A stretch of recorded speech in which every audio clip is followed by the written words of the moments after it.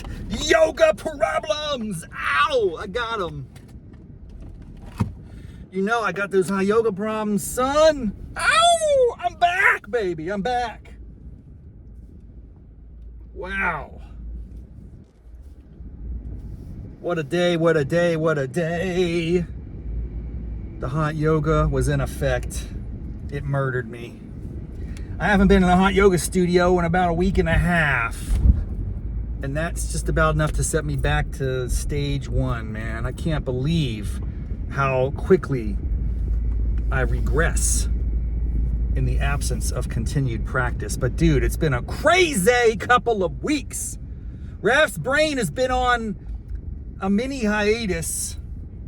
That was not my intention when I was heading back to West Virginia. I think that was my last episode. I uploaded it back in West Virginia when I arrived. I'm gonna keep up the mojo, the momentum. I'm gonna be producing content all the time.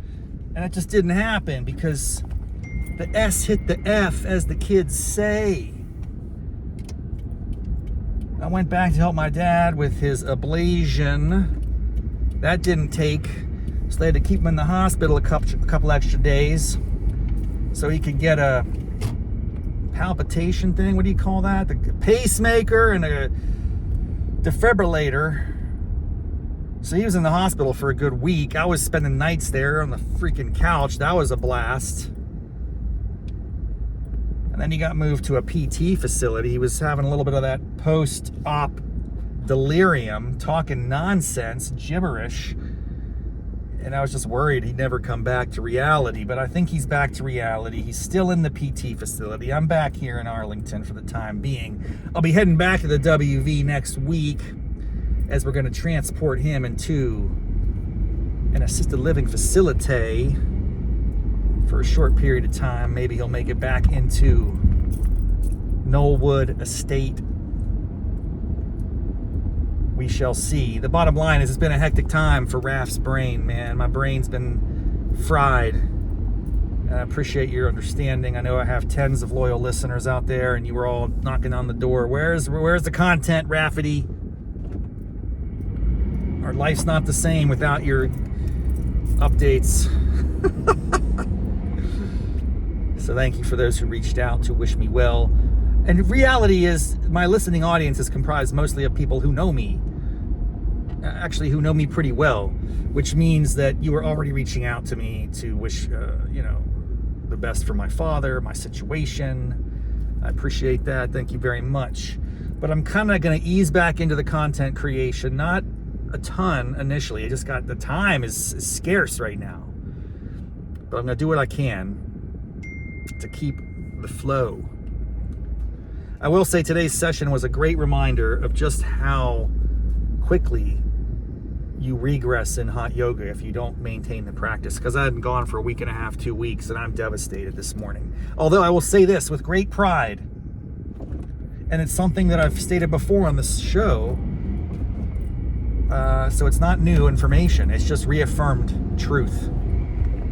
I am the Crow King in my mind. I'm not saying universally against everyone else in the world. I'm saying I just know I can crush that. And today it was insane. The playtime portion of the class was all about crow to headstand, back into crow, kick back into plank, shavasana. What's it called when you do a vinyasa?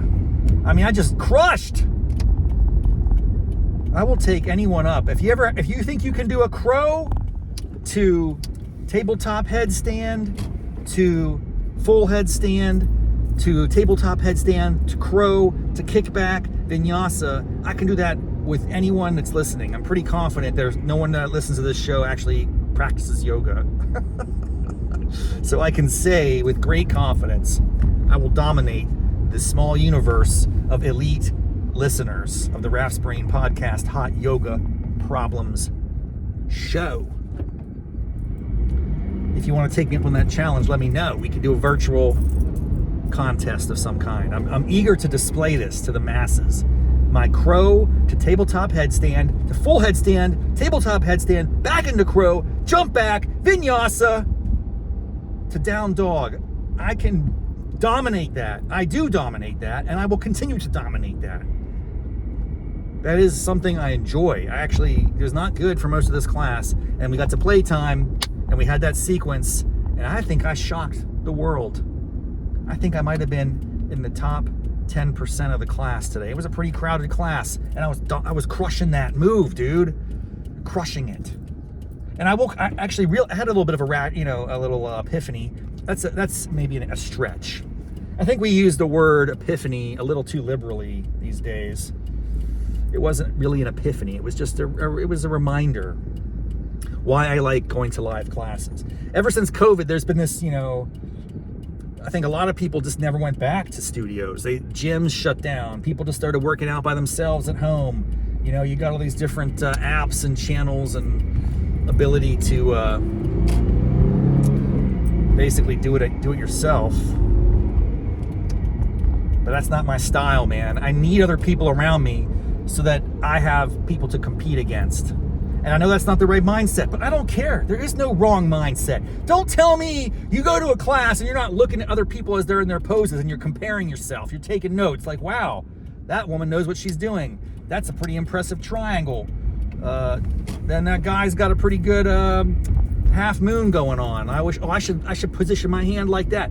I'm taking notes. I'm looking around. I'm studying the competition, my friends. You got to do that in order to improve. Because half the time, I don't even know what I'm supposed to be doing. No one ever tells me or instructs me what the proper hand placement is or how far my feet should be apart. It's all, individual. I just go with it. No one's ever corrected me that much, so I guess I'm doing the right thing. I don't know. So yes, I look around. I try to assess the competence and ability of my fellow yogis in the class. And I notice that most of them are crushing and making me look like a tool. That's okay. I don't mind, because I don't care what they think of me. I just want to see how I can get better. And then when I make a real reach, if I really push myself and I fall down or something, that's just a demonstration that I'm breaking barriers. I'm pushing boundaries. I'm not just gonna phone it in. I think some people do phone it in. Occasionally I have phoned it in. It's hard to phone in yoga because it's just hard to do. Like, how do you phone in something that takes effort? I guess the version of phoning it in, when I think of someone saying, I'm gonna phone it in today, I think it just means like you just half-ass it. You don't really put your all into it. And I mean, even just to phone it in on yoga is a challenge because the practice is just so devastating. It's so hard. It's taxing. And then you start realizing, dude, if I'm gonna be here, if I'm awake and I'm in this place and I'm sweating my nuts off, and like, why should I not put forth the effort? I took all these other steps to get here. I have a mat, I have a towel, I have, my watch is going, it's tracking my time and the sequence. Like, so why not give it your all? What are you holding back for? So I don't hold back anymore. I go in, I let it all out. And occasionally, I have great confidence in my poses, and so I will tell you the crow to tabletop headstand to full-on headstand to tabletop headstand to crow to kickback, vinyasana, whatever the hell that's called. That's my thing, and I think I'm respected. I think people see that and they go, "This guy can't do anything else really at all, but wow, he can almost do that with some small level of competence. What an inspiration for the world."